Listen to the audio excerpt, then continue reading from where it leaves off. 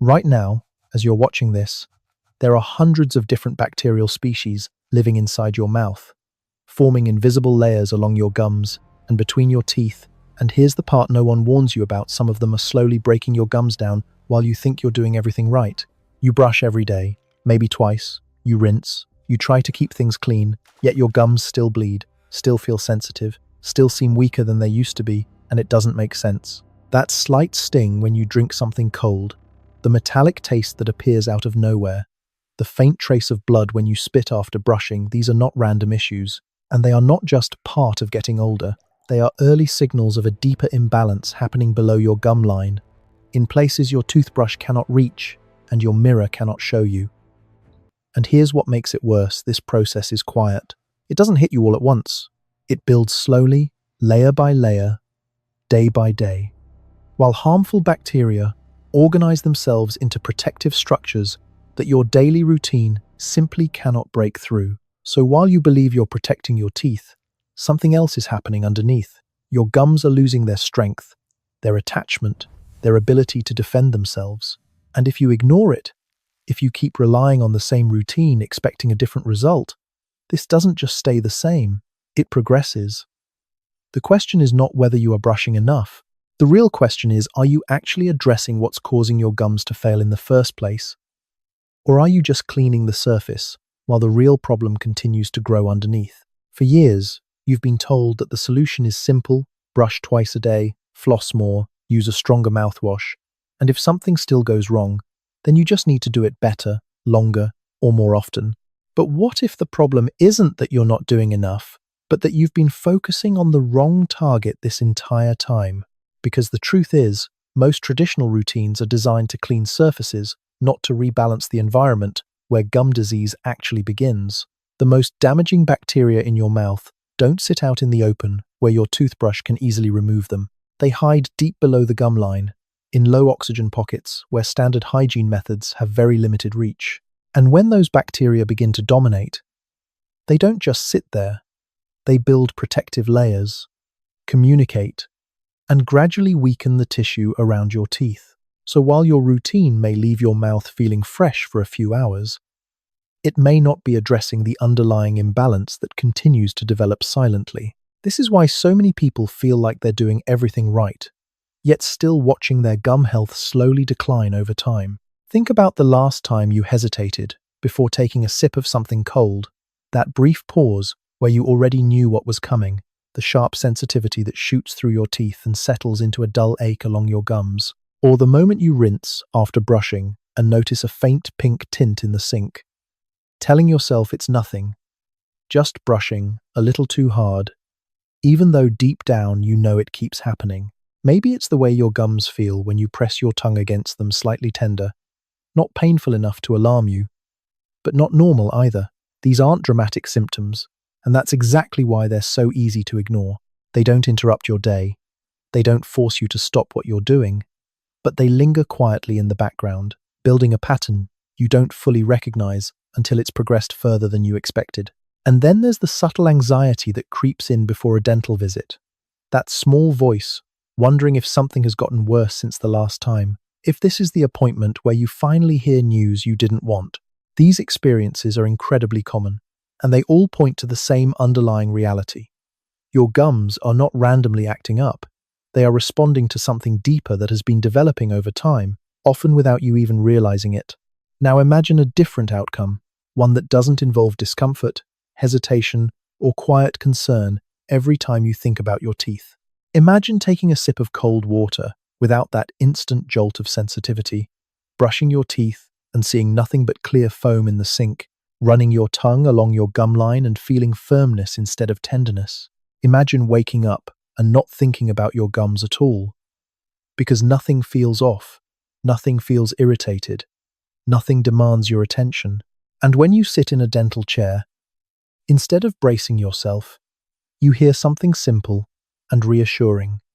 Your gums are stable, your tissue looks healthy, just keep doing what you're doing. That kind of change doesn't come from doing everything perfectly, and it doesn't require extreme routines or complicated solutions. It comes from finally supporting your gums in the way they actually need, giving your body the conditions it needs to stabilize, to calm inflammation, and to begin restoring balance over time.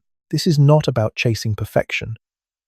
It's about moving out of a slow decline and into a steady, noticeable improvement that builds quietly but consistently in the background of your daily life. To understand why this happens, you need to look at your mouth not as a set of teeth, but as a living system. Every surface inside your mouth is covered by a thin, complex layer known as biofilm, a structured community of bacteria that attaches to your teeth and gums. In a healthy state, this biofilm is balanced, meaning beneficial bacteria help regulate inflammation, support your immune response, and keep harmful species under control. But this balance is fragile. When conditions change, reduced saliva flow, poor circulation in the gums, inconsistent cleaning in hard-to-reach areas, or simply the natural shifts that come with age, the environment begins to favor a different type of bacteria, especially those that thrive in low-oxygen conditions. These are called anaerobic bacteria, and they are particularly aggressive when allowed to multiply unchecked. Instead of remaining on the surface, they migrate deeper, settling into microscopic gaps between your gums and teeth, where oxygen is limited and your routine has minimal impact. Once established, they begin to organize into more resilient structures, producing a protective matrix that shields them from external disruption. This is what makes them difficult to remove through brushing alone. At the same time, these bacteria release toxins that trigger your body's inflammatory response. Your gums become irritated, then swollen, then gradually weaker. The tissue that once held tightly around your teeth begins to loosen, not because it suddenly failed, but because it has been under constant low-level attack. Over time, this ongoing inflammation can alter the structure of the gum tissue itself, making it less capable of repairing and defending against further damage. This entire process is not random and it is not immediate, but it is progressive. And once you understand that it is driven by imbalance rather than simple cleanliness, the way you approach gum health begins to change completely. But here is the turning point that most people never hear. Your gums are not permanently damaged the moment problems begin, and they are not doomed to keep getting worse simply because time has passed. Gum tissue is living, responsive, and constantly adapting to the conditions around it. When the pressure from harmful bacteria is reduced and the inflammatory response begins to calm, your body does not just sit still, it starts to repair. Circulation improves, nutrients reach the tissue more effectively, and the environment around your gum line becomes less hostile. This doesn't happen instantly, and it doesn't happen from one good day of care. But it does happen when the underlying imbalance is addressed consistently. The key shift is understanding that you are not trying to fight your body, you are trying to support it. When the bacterial load is brought back under control, and the protective balance of your oral environment begins to stabilize, your gums can regain firmness, sensitivity can decrease, and the cycle of irritation can gradually slow down. This is not about chasing a perfect state overnight. It is about interrupting a negative pattern and replacing it with a more stable, sustainable one. And once that shift begins, even small improvements start to build on each other, creating a direction of change that finally works in your favor instead of against it. Now that you understand what's actually happening beneath the surface, the next question becomes clear. What can realistically influence that environment in a meaningful way? Not everything marketed for gum health does. Some approaches provide short-term relief, some support surface cleanliness, and a few begin to affect the deeper balance that truly matters.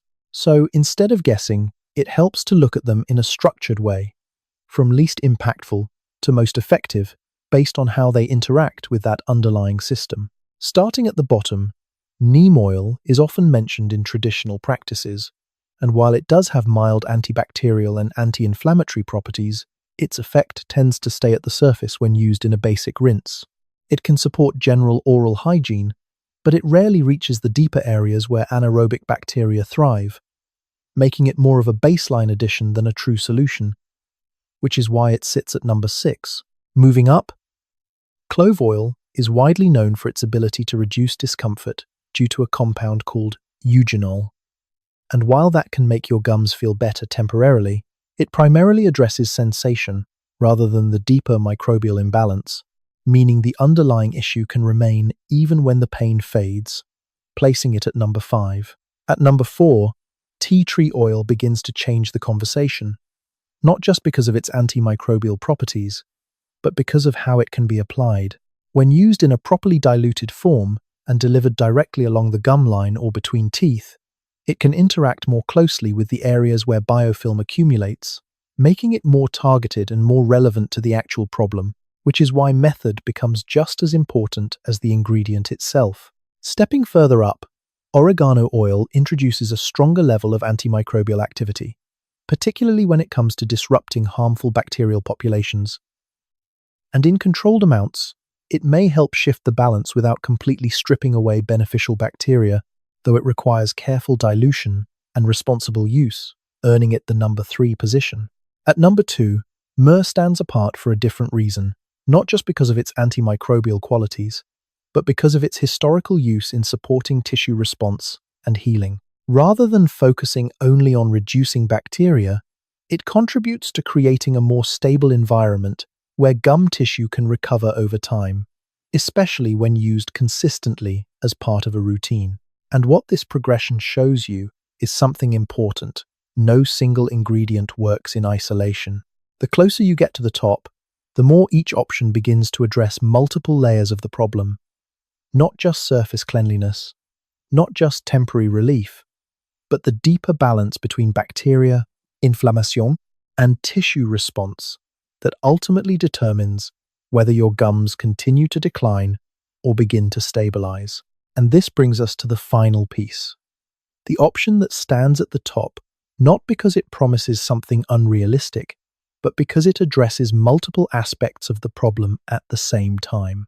Manuka oil, when used correctly and in a properly diluted form, has been studied for its ability to interfere with bacterial activity, particularly in how certain harmful species form and maintain biofilm. Instead of only acting on the surface, it has the potential to influence the structure that protects these bacteria, making them more vulnerable and easier for your body to manage.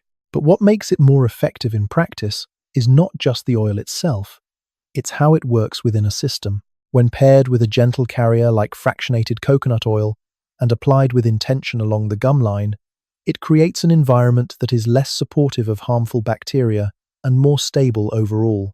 This does not mean it eliminates every problem or replaces professional care, but it does mean it can become a meaningful part of a routine that supports balance rather than disruption.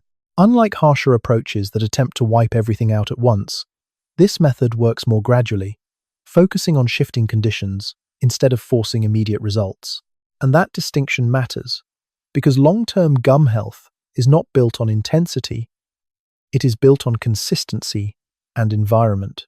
When you combine a compound that can help weaken harmful bacterial structures with an approach that respects the natural balance of your mouth, you are no longer just reacting to symptoms, you are actively supporting a system that can stabilize over time.